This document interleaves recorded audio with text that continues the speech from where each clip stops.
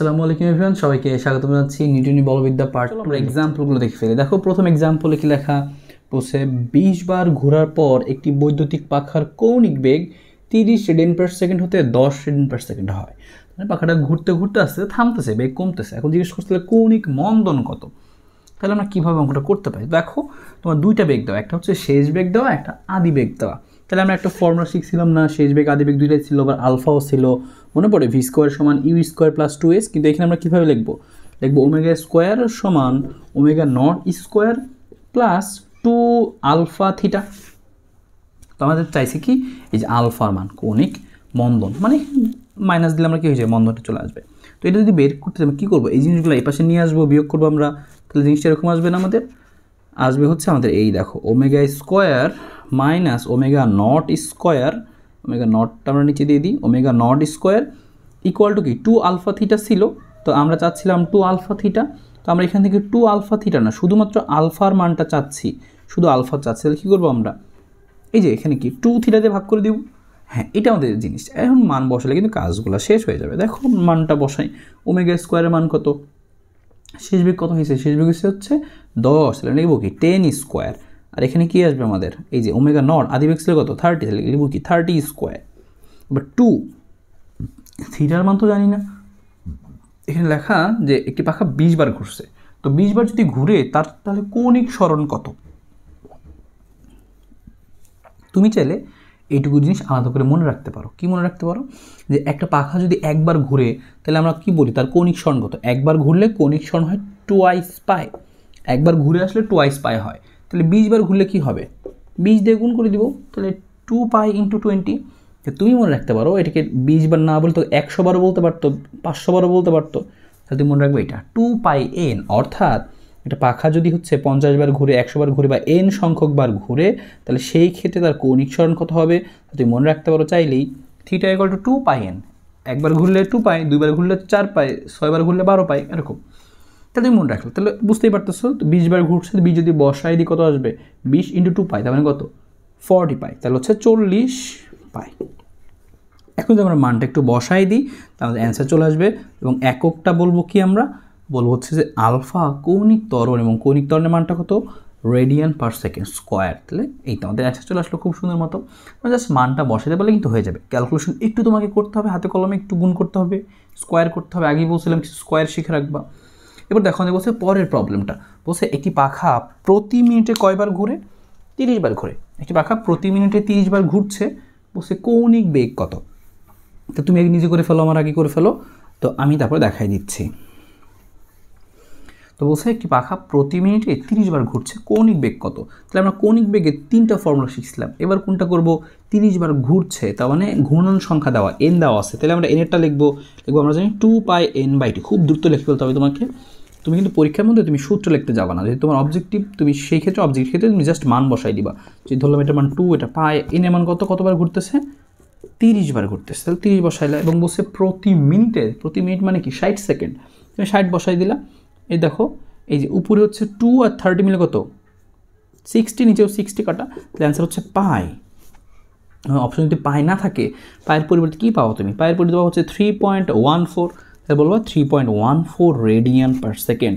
এটা আমাদের কী হবে, কৌণিক বেগ হবে। তাহলে এগুলো খুবই ছোটো প্রবলেম, খুব সহজে দ্রুত বের করে ফেলা যায়।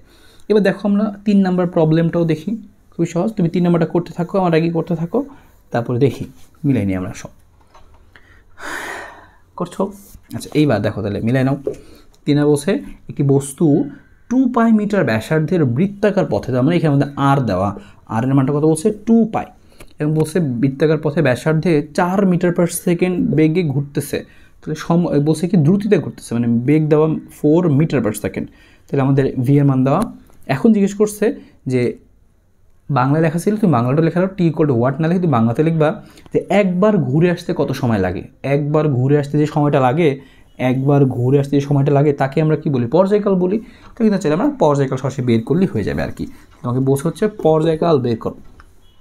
ভি আর টি দিয়ে তুমি কোন সূত্র জানো না, কিন্তু তুমি কিন্তু ভাইয়া এই সূত্র জানো যে ভি সমান সমান কি ওমেগা আর, জানো না এটা? তাহলে ওমেগার মধ্যে কিন্তু আবার কী আছে আমাদের, ওমেগার মধ্যে আছে কি 2 পাই বাই টি, পর্যায়কাল আমাদের আছে, আর সাথে আছে কি যে আর। তাহলে তুমি কিন্তু চাচ্ছ টি এর মানটা বের করতে, তাহলে টিটা কী হবে, টিটা এই জায়গাটায় আসবে আর ভিটা এখানে যাবে।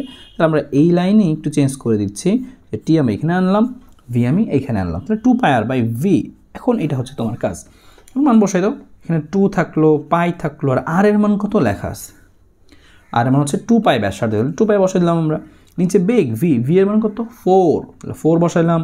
এই যে 2 মিলে হয় 4, 4 কাটা, পাই আর পাই মিলে হয় কত পাই স্কোয়ার। তার মানে এটাই আমাদের অ্যান্সার। তার মানে পাই স্কোয়ার যেই সেকেন্ড, এই সেকেন্ড লাগে হচ্ছে একবার ঘুরে আসতে। আর পাই স্কোয়ার যদি না পাও, পাই স্কোয়ার মানে হচ্ছে 9.8, তো কত সেকেন্ড লাগে, তো বুঝতে পারছো এত সেকেন্ড।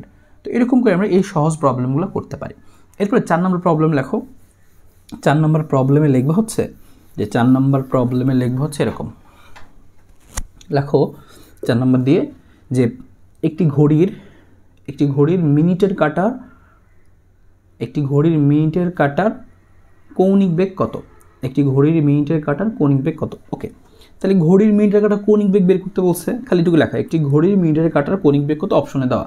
কিন্তু অপশন দেখে কীভাবে বুঝবা, তুমি লিখবা আমরা জানি ওমেগা সমান সমান কী জানি বলো তো, আমরা জানি ওমেগা সমান 2πt 2πf, এগুলো সব জানি আমরা, 2π/t। এইবার তুমি যে মান বসাতে যাবা তখন তোমার কাছে জিনিস দরকার হবে ঘড়ির মিনিটের কাটার পর্যায়কাল। তুমি বলো তো ভাই, একটা ঘড়ির মিনিটের কাটা যেখানে আসে এই ঘুরে ঘুরে আবার সেইখানে আসতে, ঘুরে ঘুরে আবার সেইখানে আসতে কত সময় লাগে। একটা ঘড়ির মিনিটের কাটা যেখানে আসে, মনে করো যে 12টার কাছে মিনিটের কাটা, তো মিনিটের কাটা তো একটু পর পর এরকম নড়ে, মানে 1 ঘন্টা পর কি আবার সেখানে আসে না, তার মানে 3600 সেকেন্ড। 1 ঘন্টা মানে 3600 সেকেন্ড। তাহলে আমরা মনে রাখবো যে ঘড়ির মিনিটের কাটার পর্যায়কাল যেটা 36, অ্যান্সার হবে কি 2π/3600, অর্থাৎ কি π/1800। এত কি ওমেগা, তার মানে কি কৌণিক বেগ মানে কি রেডিয়ান পার সেকেন্ড। অপশন এটা খুঁজবা, দাগাই দিবা, শেষ। আমরা পারলাম কি ঘড়ির মিনিটের কাটার কৌণিক বেগ। তো এইবার যদি ঘড়ির মিনিটের কাটা না বলে তোমাকে বলতো কি তুমি পরের প্রশ্ন লেখো সেম সিমিলার কীভাবে, যে ঘড়ির সেকেন্ডের কাটার পর্যায়কাল, ঘড়ির সেকেন্ডের কাটার কৌণিক বেগ লেখো। পর্যায়কাল তোমরা জানি ঘড়ির সেকেন্ডের কাটার কৌণিক বেগ। তাহলে তখনও সিমিলারলি লিখতে তুমি 2π/t, আর সেকেন্ডের কাটা যেহেতু বলছে, আর সেকেন্ডের কাটা কত সময় পর পর এক জায়গায় ফিরে আসে, 1 মিনিট পর পর না, তাহলে 1 মিনিট মানে কি 60 সেকেন্ড, তাহলে 60 বসাই দিব, তাহলে আসবে কত π/30 রেডিয়ান পার সেকেন্ড। এগুলা বারবার কেন বললাম, কারণ এইটা অনেক বেশিবার আসে, অনেক সহজ তারপরেও আসে। তুমি খালি মনে রাখবা, স্পেশালি মনে রাখবা, সবই বুঝতেই পারছো যে কীভাবে বের করবে এগুলা, খালি তোমার পর্যায়কাল জানতে হবে। তুমি স্পষ্ট করে লিখে রাখতে পারো যে মিনিটের কাটার ক্ষেত্রে, যে মিনিটের কাটার যে আমাদের টি, মিনিটের কাটার ক্ষেত্রে কী হয় 3600 সেকেন্ড। আর আমরা দেখতে পেলাম যে সেকেন্ডের যে সেকেন্ডের কাটার ক্ষেত্রে কী হয়, সেকেন্ডের কাটার ক্ষেত্রে টি এর মানটা হয় কত 60 সেকেন্ড। আর ঘন্টার কাটা যদি তোমাকে জিজ্ঞেস করতাম, তাহলে ঘন্টার ক্ষেত্রে কী বলতা, একটা ঘন্টার কাটা কত সময় পর পর একই জায়গায় ফিরে আসে, 24 ঘন্টা না, ঘড়িতে 24টা কাটাই নেই, 12টা আসে না, তাহলে 12 ঘন্টা পর পর কি একই জায়গায় ফিরে আসে, 12 ঘন্টা পর পর একই জায়গায় ফিরে আসে। তাহলে অর্থাৎ তার মানে কী হবে এটা, যে 12 ঘন্টা, তাহলে 1 ঘন্টা মানে 3600, তাহলে 12 ঘন্টা মানে কি 12 × 3600, তাহলে এইটা দিয়ে তোমাকে জাস্ট কাজ করতে হবে। তাহলে স্পেশালি এটুকু মনে রাখলে তোমার সবগুলো কাজ হয়ে যাবে। ওকে, বুঝতে পারছো আশা করি, লিখে ফেলো। আচ্ছা ওকে, এইবার আমরা 6 নম্বরে আরও একটা প্রবলেম দেখি এই কৌণিক বেগ থেকে। এই কৌণিক বেগ দিয়ে কিন্তু খুব ছোট ছোট প্রবলেম, এই জন্যই পরীক্ষায় বেশি তুমি পাবা এখান থেকে। তো আমরা 6 নম্বরে এখান থেকে দেখবো একটা কোশ্চেন লিখে ফেলো। এবার লেখা হচ্ছে, তুমি নিজে করবা এটা, লেখো একটি ঘড়ির মিনিটের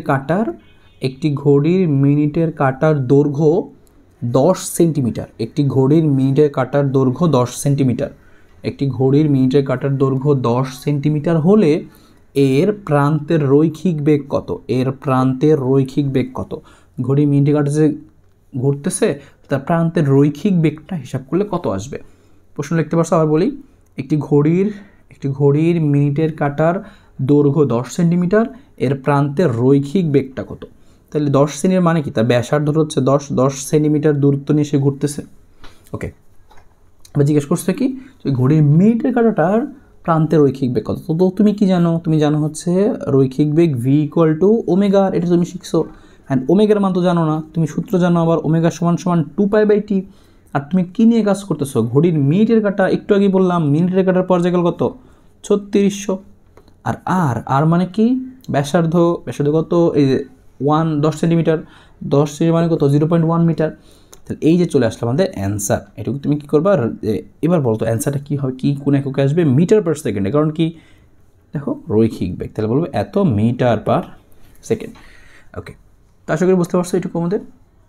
তো এই ধরনের প্রবলেমগুলো আমাদের পরীক্ষায় কিন্তু খুবই চলে আসে।